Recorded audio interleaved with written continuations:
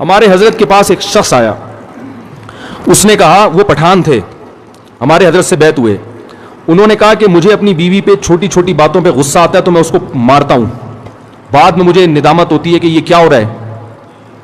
بولو بھائی, غلط ہو رہا ہے. لیکن اللہ کا خوف تھا نا, تو ان کو احساس ہو گیا کہ میں جو بیوی کو بلا وجہ مارتا ہوں, بلا وجہ کیا مارنا تو بہت سخت حالت میں اللہ نے اجازت دی ہے, بہت ہی کوئی معاملہ خراب ہو جائے تو ہاتھ اٹھانے کی اجازت دی ہے. ہمارے نبی صلی اللہ علیہ وسلم نے پوری زندگی اپنی کسی زوجہ پر ہاتھ, بولو بھائی, نہیں اٹھا. یہ نبی کے اخلاق تھے. ہمارے ہاں بعض لوگوں میں رواج ہے جانوروں کی طرح کوٹتے ہیں, پیٹتے ہیں, تمیز سے بات ہی نہیں کرتے. جب بات کریں گے, یعنی حضرت مفتی تقی عثمانی صاحب ایک بیان فرما رہے تھے کہ ایک شخص نے, فرماتے ہیں, مجھے بتایا میرے والد صاحب کو کہ میں جب گھر میں جاتا ہوں تو سب گھر والے ڈرنا شروع ہو جاتے ہیں, کانپنا شروع ہو جاتے ہیں. وہ بڑے فخر سے بتا رہا تھا کہ میرا گھر میں اتنا روب ہے. تو فرمایا کہ یہ قابل تعریف نہیں ہے. ہم نبی کو اگر فالو کرنا ہے, نبی کی اتباع کرنی ہے, تو صحیح حدیث ہے, حضرت عائشہ رضی اللہ تعالی عنہا فرماتی ہیں کہ آپ صلی اللہ علیہ وسلم جب گھر میں داخل ہوتے تھے تو مسکراتے ہوئے چہرے کے ساتھ داخل ہوتے تھے. تو مجھے جب کسی نے بتایا نا ایک طالب علم کا قصہ کہ وہ گھر میں داخل ہوتا ہے تو گھر والے کانپنا شروع ہوتے ہیں, میں نے کہا وہ کوئی چنگیز خان کی اولاد ہوگا, پھر وہ اس کا اصلاحی تعلق کس سے ہوگا؟ چنگیز خان سے. چنگیز خان بھی جب بغداد آیا تھا نا تو سب کیا ہو گئے تھے؟ کانپنا شروع ہو گئے. تو بھائی ہم محمد صلی اللہ علیہ وسلم کی روحانی اولادوں میں ہیں, ہم چنگیز خان اور فرعون کی اولادوں میں نہیں ہیں. تو گھر والوں کے بارے میں بھی آپ صلی اللہ علیہ وسلم نے اخلاق بتائے ہیں. ہمارے ہاں جو طاقتور مرد ہوتا ہے وہ عورت کے حقوق پی جاتا ہے.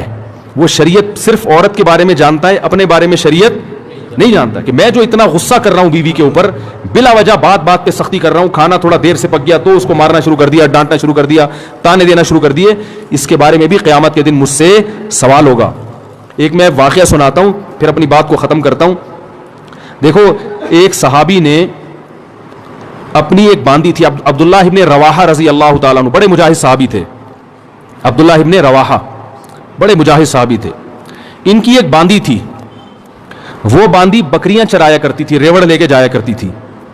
تو ایک بڑی اچھی خوبصورت بکری تھی, بڑی نسلی بکری تھی. عبداللہ ابن رواحہ نے اپنی باندی سے کہا, آپ لوگ کی توجہ ہے نا, مجھے اصل میں ذرا چیخ کے بولنا پڑ رہا ہے تو کیونکہ وہ اسپیکروں کا سیٹ اپ تھوڑا سا اخپل طریقے والا ہے,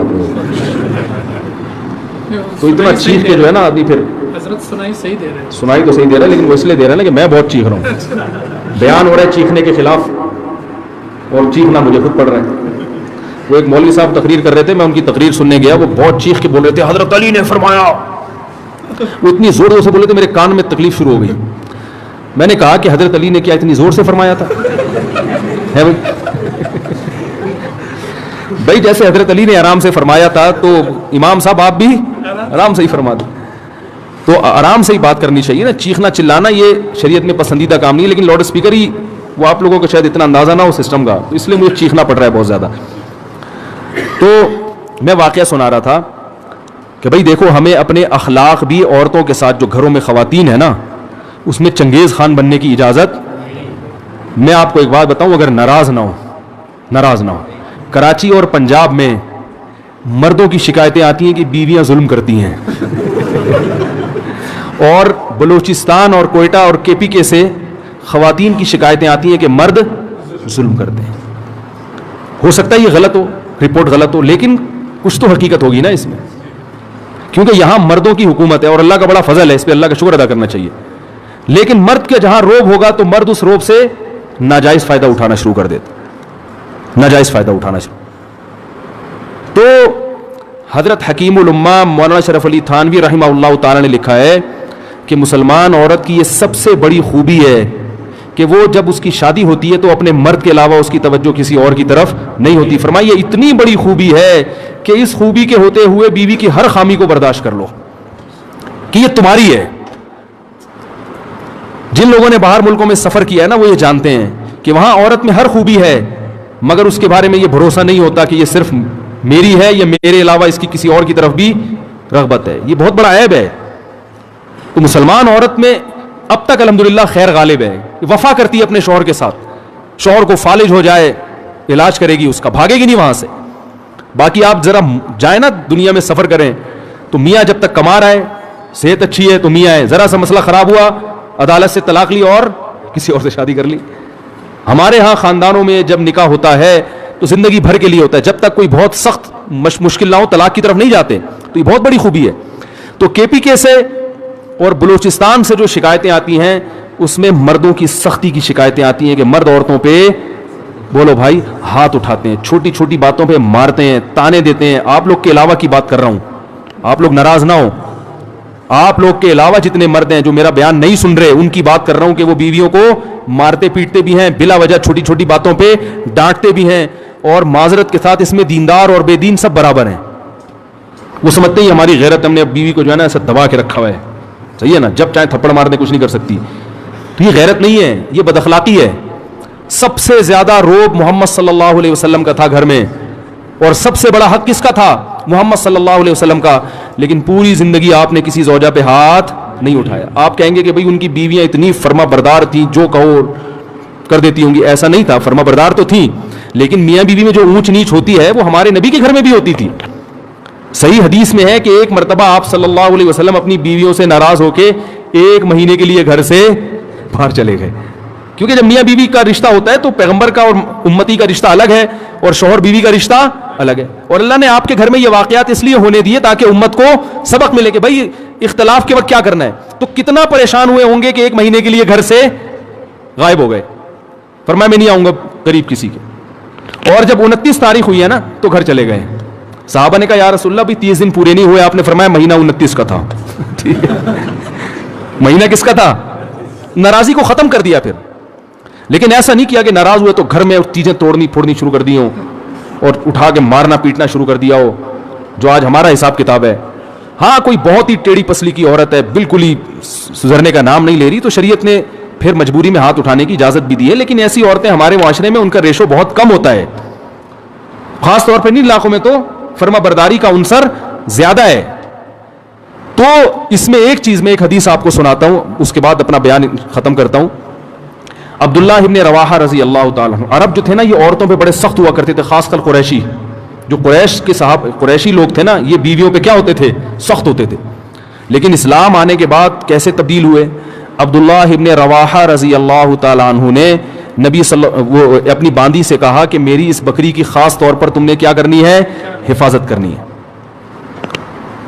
تو اللہ کی قدرت کہ وہ بھیڑیا آیا اور اس بکری کو کھا گیا. عبداللہ ابن رواحہ کا غصہ آیا اور انہوں نے 1 تھپڑ لگا دیا باندی کے. صرف 1 تھپڑ مارا ہے, بیوی کے نہیں بلکہ, حالانکہ باندی کا درجہ بیوی سے, باندی تو نوکر ہوتی ہے نا, غلام ہے, لونڈی ہے, اس کا وہ مقام تھوڑی ہے جو بیوی کا ہے. 1 تھپڑ لگا دیا. عبداللہ ابن رواحہ رضی اللہ تعالیٰ عنہ چونکہ مسلمان ہو چکے تھے نا, زمانہ جاہلیت میں تو ہوتے تو 20-30 تھپڑ مار دیتے کہ بھئی اس نے غلطی کی ہے.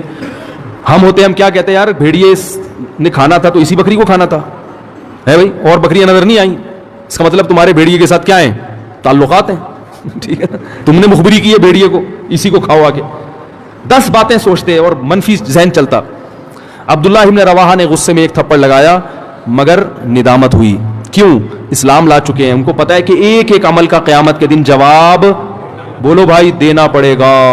اگر اس میں باندی کی غلطی نہیں تھی تو میرا تھپڑ قیامت کے دن اعمال میں لکھا جائے گا. اور عین ممکن ہے کہ باندی کی غلطی نہ ہو, کیونکہ بھیڑیا جب آتا ہے تو وہ تو نگرانی کے باوجود کھا جاتا ہے. اب احساس ہوا تو رسول اللہ صلی اللہ علیہ وسلم کے پاس آئے, عرض کیا یا رسول اللہ میں نے باندی کو تھپڑ مار دیا, کیا مجھ سے ظلم تو نہیں ہوا؟ مختصر سنا رہا ہوں حدیث. آپ صلی اللہ علیہ وسلم نے صحابی کو حکم دیا کہ اس باندی کو آزاد کر دو. اس وقت آج کے حساب سے دیکھا جائے تو باندی کی قیمت کروڑوں اربوں روپے بنتی تھی. سب سے مہنگا مال کیا ہوتا تھا اس زمانے میں؟ باندی. 1 تھپڑ کے بدلے میں نبی نے کیا حکم دیا؟ اگر جہنم کی آگ سے بچنا چاہتے ہو تو اس کو آزاد کر دو. عبداللہ ابن مسعود رضی اللہ تعالیٰ عنہ نے ایک دفعہ اپنے غلام کو مارا. وہ بھی غلام تھا, نوکر تھا, بیوی نہیں تھی. غلام کا مقام تو بیوی سے کم ہوتا ہے. جب مارا تو آپ صلی اللہ علیہ وسلم نے کیا حکم دیا؟ فرمایا اللہ اقدر علیک منک علیہ, اے ابن مسعود جتنی تجھے اپنے غلام پہ قدرت ہے نا, اللہ کو تجھے اس سے بھی زیادہ قدرت, اللہ کو تجھ پر اس سے بھی زیادہ قدرت ہے. تو آج اس کو مار رہا ہے اس لیے کہ تیرا نوکر ہے, یہ کچھ نہیں کر سکتا. اللہ تیرے گناہوں پر اگر سزا دینا تو بھی کچھ نہیں کر سکتا, کیونکہ اللہ کو تجھ سے بھی زیادہ طاقت ہے. تو جیسے تو یہ چاہتا ہے کہ تیری خطاؤں کو اللہ معاف کرے, تو تو بھی اپنے ماتحتوں کی غلطیوں کو معاف کر. عبداللہ ابن مسعود رضی اللہ تعالیٰ عنہ ڈر گئے, فرمایا ہوا عتق لوجہ اللہ یا رسول اللہ, بس اس کا کفارہ یہ کہ میں نے اللہ کے لیے اس کو آزاد کر دیا, فوراً آزاد, کروڑوں روپے کی ملکیت ضائع کر دی اپنی, آزاد کر دیا. تو آج بیویوں کو مارا جاتا ہے, بلا وجہ پیٹا جاتا ہے, بلا وجہ تانے دیے جاتے ہیں. تم نے باپ کے گھر سیکھا کیا ہے؟ تیرے باپ نے تجھے تربیت نہیں کی, تیری ماں نے تجھے سکھایا نہیں ہے. یہ کتنے برے تانے ہیں بد اخلاقی والے. بھائی کوئی خامی ہے تو محبت سے انسان بتا دے. ہمارے ہاں اصلاح کا عنصر کم ہوتا ہے, تانے دینے کا عنصر بولو بھائی زیادہ ہوتا ہے.